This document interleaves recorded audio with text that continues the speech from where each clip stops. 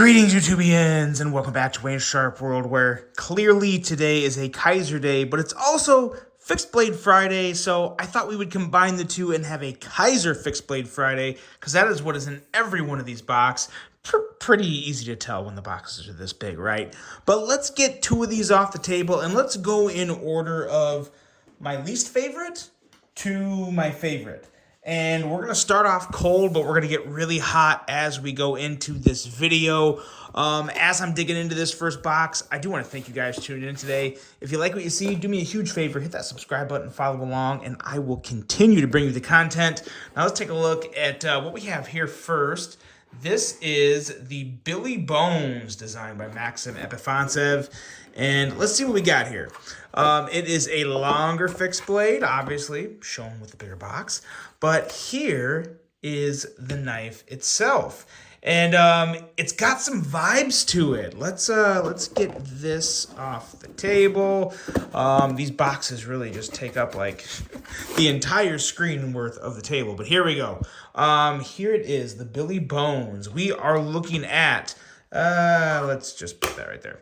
We are looking at an overall length of 8.37 inches, a handle length of 4.83 inches, and a blade length of 3.54 inches. Blade material on this guy is AEBL. It has a weight of 4.18 ounces. That is just the knife, not including the sheath.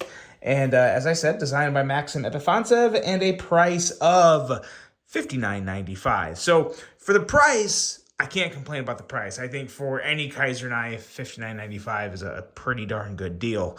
My only issue with this is what we have at the bottom of it. And you guys know, I'm just going to be honest with you. I like the blade. I like the handle. To me, these are just pointless. I hate them. They're on too many fixed blades, in my opinion. I get the purpose. It's kind of more of a self-defense mechanism, I guess, for tactical reasons.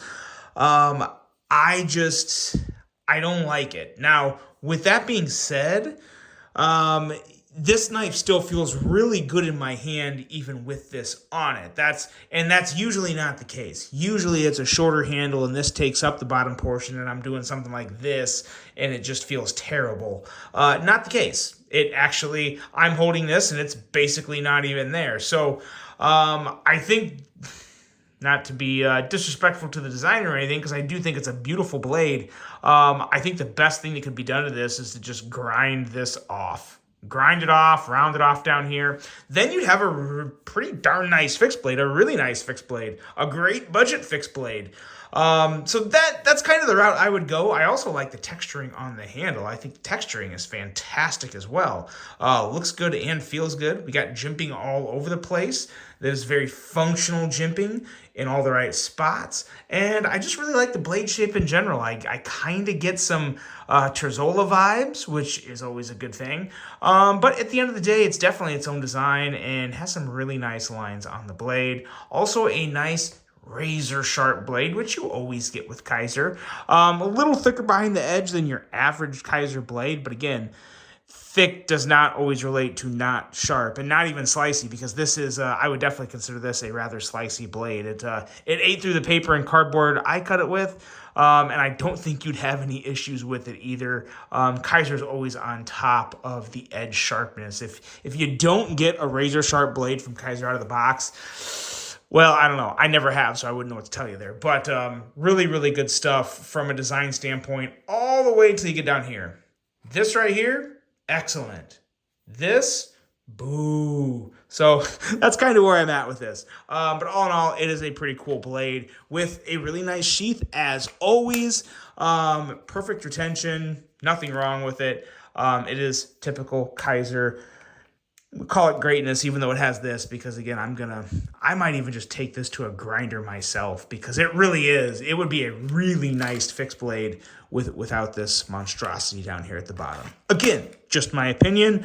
That's what this is, guys. It's an opinionated channel, so get used to it, or, don't watch. But please don't watch. I mean, come on, keep giving me the views. I love you guys. If you're watching the video, thank you. But, we keep it fun, we keep it honest, and we keep it real. So it is what it is. Now, let's move on to the next one here. It does get You know, I don't know if I would say it get better, because here's the thing. I'll explain it as we go. Let's get into this one here. This is the Kizer Hornet, which is a pretty unique little fixed blade.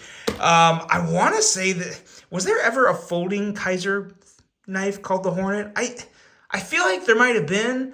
There's just been so many knives to come from Kizer over the past few years, and I've handled just about every one. So some of them just kind of escape my memory. Doesn't mean they're not a great knife. There's just too many knives for me to remember. But this fixed blade Hornet here it has some really, really, really nice, unique features to it. But first, let's hit on some overall specs. We are looking at a overall length of 6.4 inches, a handle length of 3.88 inches, and a blade length of 2.25 inches. Blade material on this guy, 14C28N, always good stuff, especially at the price for this guy. Weight coming in at 3.65 ounces, designed by Evgeny Bulichev, I believe. Price coming in at $69.96. So very solid for the price. I'm assuming the only reason this is more than the Billy Bones was because the Billy Bones was just G10 and AEBL, 14C28N, and this really nice kind of, I don't know if it's considered acrylic or a different color PEI, but it's really, really nice stuff, and it has some really nice milling on it. So I think probably just the slight extra cost for 14C plus the milling on the handle material, and maybe the handle material in general, that could also equate to the $10 difference between the two. But I really do like this one. This is just, what really stands out to this for me, outside of a very nice, tall, flat grind that makes for a rather slicey blade with some good cutting geometry, is the ergos on this, because I really like the kind of the stubby chubbiness, but the height of the handle, or the width of the handle, whatever you want to call it, it feels really, really good in my hand. This is an excellent little small fixed blade that I think a lot of people would come to love pretty strongly. So no issue with the sheath. I love the sheath. This is one of those knives, though, where I would have loved to see an Ulta clip instead of this big, thick, bulky belt clip.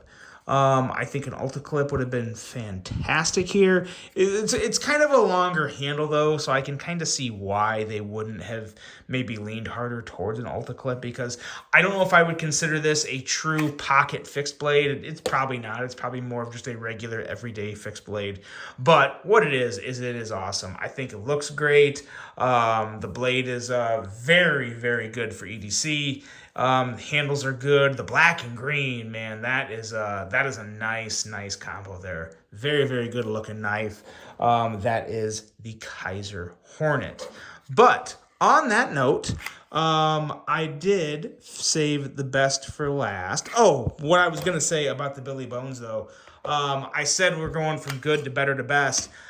I could probably make an argument that if the Billy Bones didn't have this thing here, this hole at the back ring, and it was just kind of round and ground off to a regular handle, I think I probably would like the Billy Bones a little more. I don't know. They're both really good knives. This is kind of like, the Hornet has already reached its full potential, and the Billy Bones has so much potential if you get rid of the ring there at the bottom. So again, just my 2 cents. Wanted to throw it in there since I kind of started to talk about it at the beginning of the Hornet portion of the review.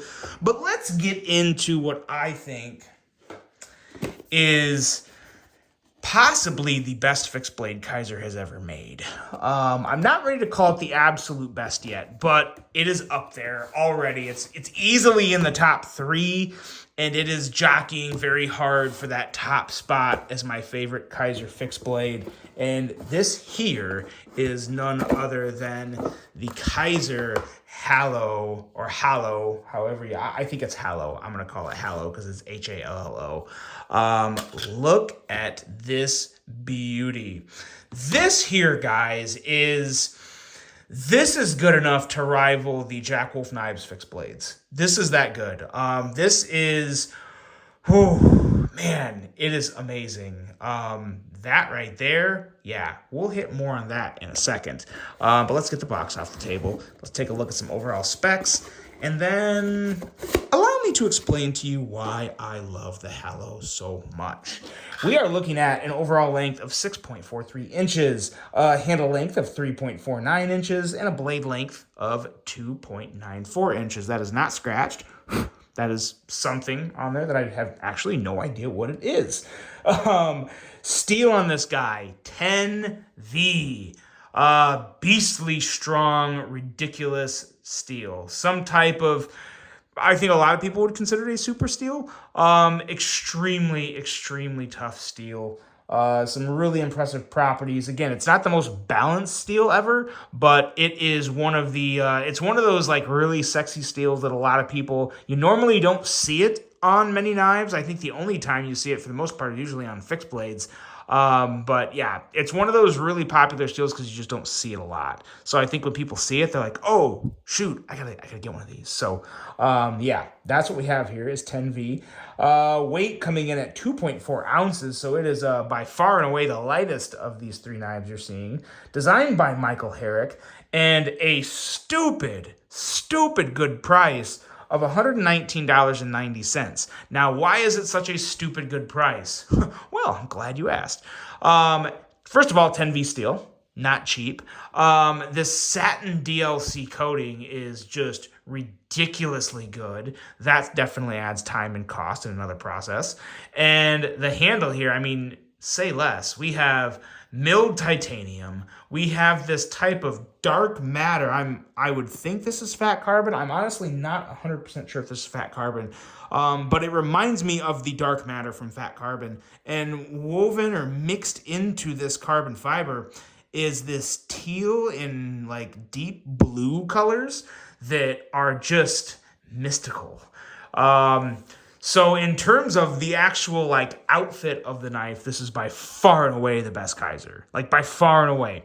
But then when you just get straight into, you know, what really makes a knife amazing, the performance, the blade, the grind, the steel, the ergos, this really stands out to me. Now the knife stands out to me. The knife itself, the Hallow here, is without a doubt one of my all-time favorite Kizer fixed blades. Could very well, man, it's, you know what, ooh, it's at least in the top two. Yeah, we're gonna have to talk more about this in another video.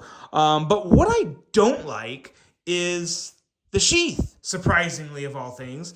And it's not that it's a bad sheath. You have that same good retention, hops in there. You don't quite get the same click, but it is extremely secure. There is nothing to worry about. It's not coming out. But because of the size of this guy, because of the narrowness and the vibes I get, this should be a pocket fixed blade. It just should be, but it's clearly not with a very wide, long sheath. I think Kizer missed something here. I really do, because this knife is so good. And again, the price, the overall price at $119.90 is phenomenal for this. I would have rather paid an extra 30, 40 bucks and paid $150 or $160 for it with a really nice premium sheath. That is more of a pocket sheath with, you know, an Alta clip on it that just carries real nice and low and compact in the pocket. That would have been a much more appealing offer to me. Now, this is still very appealing, don't get me wrong, especially since I have a ridiculous amount of knives in my collection. I'm going to try and see if this fits in one of my Jack Wolf knife slips for the for the fixed blades. So I may just throw it in a Jack Wolf knife sheath.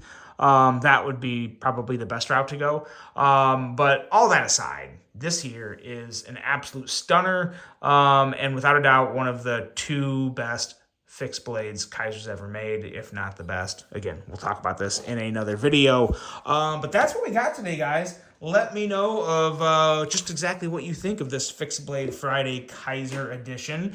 All in all, these are three really good knives. Just one that, you know, I personally think could be a lot better with just a little grinder work there.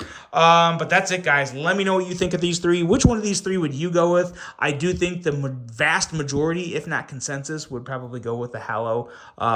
It's just really good. Kizer, more of this stuff, please. Let me know what you guys think of this. I hope you all enjoyed the video. Hope you have a phenomenal Friday and weekend. And until the next one, I'm out.